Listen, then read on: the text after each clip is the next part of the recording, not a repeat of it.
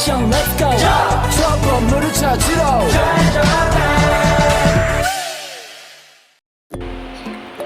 Assalamualaikum warahmatullahi wabarakatuh. Hai teman-teman semuanya, perkenalkan kami dari kelompok 4 dengan beranggotakan 7 orang. Saya Mutia Sangaji dan masih ada anggota saya yang lain yaitu Rahmat Fadlan, M. Fadil Amin, M. Abdi Badun, Mar'atul Anwar, Nurul Aziza Usman, dan Muzaifah Amin. Kelompok kami membahas tentang kimia unsur gas mulia, meliputi kelimpahan di alam, sifat, pemurnian, dan dampak dari gas mulia bagi kehidupan. Nah, yang akan kita bahas pertama yaitu tentang kelimpahan unsur gas mulia di alam. Gas mulia adalah unsur golongan 8A yang merupakan unsur yang sudah stabil atau yang sukar bereaksi dan tidak mengalami reaksi karena semua elektron pada kulitnya sudah berpasangan dan terisi penuh. Unsur gas mulia ini mudah ditemukan di bumi karena semua unsur gas mulia kecuali radon terdapat di udara. Berikut persentase kelimpahan unsur gas mulia yang ada di alam.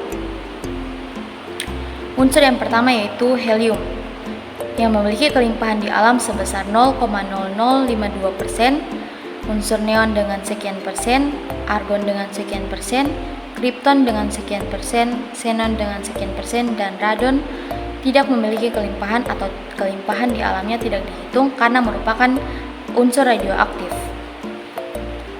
Nah, dari persentase tersebut dapat diperoleh unsur terbanyak, yaitu argon. Argon merupakan unsur gas mulia yang memiliki kelimpahan paling banyak di alam. Mengapa dia paling banyak? Karena argon memiliki tingkat reaktivitas yang sangat rendah, sehingga sulit bereaksi dengan zat lain meski di suhu yang tinggi. Tingkat reaktivitas yang sangat rendah ini maksudnya adalah argon memiliki kulit elektron yang sudah terisi penuh dan sudah sangat stabil, yaitu dengan berelektron valensi terakhir yaitu 8, sehingga menyulitkan argon untuk bereaksi dengan unsur lain karena ia tidak bisa melepaskan atau menarik elektron dari unsur lain untuk berikatan dengannya. Mungkin teman-teman bertanya-tanya mengapa hanya argon yang menjadi unsur terbanyak kelimpahannya di alam, padahal unsur gas mulia yang lain juga memiliki tingkat reaktivitas yang rendah. Nah, alasan lainnya yaitu karena argon merupakan salah satu unsur yang berada di urutan ketiga unsur yang paling banyak di bumi, sehingga kelimpahannya dengan sifat yang dimiliki yaitu yang memiliki tingkat reaktivitas yang sangat rendah menjadikan argon sebagai unsur terbanyak kelimpahannya di alam. Nah, untuk radon sendiri yang dimana tadi tidak dituliskan nilai kelimpahan di alamnya, itu karena radon merupakan unsur radioaktif atau jenis unsur yang memiliki inti unsur yang tidak stabil dan mudah meluruh. Selama peluruhan, radiasi terbentuk atau berupa pancaran energi dari atom dalam membentuk partikel dan gelombang. Nah, dari proses peluruhan yang membentuk radiasi tadi akan membentuk produk baru dari radon yang merupakan polonium, sehingga dalam kurun waktu yang singkat mulai dari 3 hingga 4 hari radon akan meluruh dan membentuk unsur baru yaitu polonium, sehingga tidak lagi dalam bentuk radon. Itulah sebabnya mengapa radon tidak memiliki kelimpahan, karena tidak dihitung kelimpahannya, karena waktu yang ditempuh radon untuk mengalami peluruhan sangat singkat. Nah, selanjutnya kita akan membahas sifat-sifat dari unsur gas mulia yang meliputi sifat-sifat umum, sifat kimia, dan sifat fisika yang akan dibahas pada slide berikut. Sifat-sifat umum gas mulia. 1. Mempunyai 8 elektron valensi atau oktet, kecuali yang memiliki 2 elektron valensi yang biasa disebut duplet. 2. Bersifat inert atau stabil atau sukar bereaksi. 3. Berwujud gas yang tidak berwarna.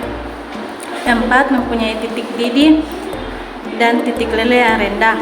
5. Terdapat di udara bebas sebagai gas monoatomik atau tunggal kecuali radon. Selanjutnya sifat kimia gas mulia. Yang pertama yaitu memiliki konfigurasi elektron yang sangat stabil sehingga sukar bereaksi. Karena elektron valensi dari gas mulia adalah 2 dan 8 yang sudah di kategori stabil, jadi dia tidak dapat menerima atau melepaskan elektron sehingga sulit bereaksi dengan unsur lain. Yang kedua yaitu kereaktifannya semakin meningkat dari xenon ke radon. Yang ketiga yaitu unsur gas mulia yang dapat bersintesa, yaitu kripton, xenon, dan radon. Yang dapat bersintesa ini maksudnya gas mulia memungkinkan untuk dapat bereaksi dengan unsur lain untuk membentuk senyawa baru. Yang keempat yaitu unsur gas mulia yang tidak dapat bersintesa, yaitu helium, neon, dan argon. Sedangkan yang tidak dapat bersintesa ini adalah kebalikan dari sifat yang ketiga. Yang kelima yaitu unsur gas mulia yang dapat bereaksi dengan unsur lain dengan keelektron negatifan paling tinggi, yaitu fluorin dan oksigen. Maksudnya adalah gas mulia adalah unsur yang memiliki keelektron negatifan paling rendah sehingga sulit bereaksi dengan unsur lain. Hanya unsur yang memiliki keelektron negatifan paling tinggi yaitu yang dapat bereaksi dengan unsur lain seperti fluorin dan oksigen. Yang terakhir yaitu sifat fisika gas mulia. Yang pertama yaitu kecenderungan bertambah dari jari-jari atom, titik leleh, titik didih, dan massa jenis dari helium ke radon. Maksudnya adalah dari helium ke radon, titik leleh, titik didih semakin bertambah seiring bertambahnya massa jenis atom dan jari-jari atom. Yang kedua yaitu kecenderungan berkurang dari energi ionisasi, afinitas elektron, dan keelektron negatifan dari helium dan radon. Maksudnya adalah dari helium dan radon semakin berkurang energi ionisasi, afinitas elektron, dan keelektron negatifan. Selanjutnya, proses pemurnian unsur gas mulia. Gas mulia atau unsur-unsur golongan 8A semuanya diperoleh dengan proses destilasi bertingkat, kecuali radon, yang seperti sudah dijelaskan pada awal materi. Destilasi bertingkat ini sendiri adalah proses pemisahan suatu zat berdasarkan perbedaan titik didih tiap zat dari campuran homogen. Dalam proses tersebut, gas mulia dalam udara mula-mula dimampatkan pada tekanan tinggi sehingga gas berada dalam fase cair. Kemudian dipanaskan pada temperatur tinggi sehingga beberapa fraksi campurannya menguap. Umumnya, perbedaan titik didih fraksi mulai dalam 25 Celcius dalam 1 atmosfer. Jadi, gas mulia murni dapat diperoleh dari proses destilasi bertingkat, yaitu proses pemisahan fraksi gas mulia pada udara sebagai campuran homogen melalui perbedaan titik didih dari tiap fraksi penyusun udara hingga diperoleh gas murni. Selanjutnya dampak dan kegunaan gas mulia. Yang pertama, helium dapat digunakan mengisi balon udara, dapat mengganti nitrogen untuk membuat udara buatan yang dipakai dalam penyelaman. 2. Unsur neon digunakan untuk mengisi bola lampu sebagai zat pendingin dan pangkal petir. Selanjutnya, unsur argon digunakan dalam las titanium pada pembuatan pesawat terbang atau roket, pengisi bola lampu pijar. Selanjutnya, unsur kripton sebagai pengisi lampu fluoresen dalam tekanan rendah, digunakan dalam lampu kilat fotografi dalam kecepatan tinggi. Selanjutnya, xenon digunakan dalam pembuatan lampu untuk bakterisida atau pembunuh bakteri dan pembuatan tabung elektron. Selanjutnya, radon digunakan dalam terapi kanker dan sebagai simbol sistem peringatan gempa.